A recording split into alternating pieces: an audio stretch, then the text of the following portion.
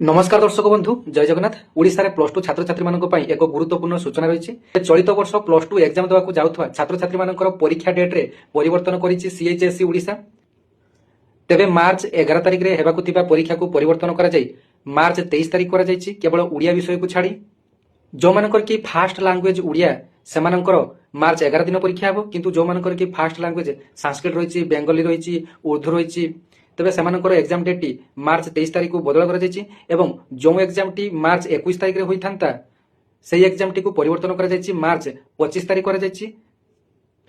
तेबे arts science commerce सबु stream पई 21 तारिख रे जो परीक्षा टी होई थांता सेही परीक्षा टाइम टी को चेंज करा जाईछि ताहा 25 मार्च रे हेबो।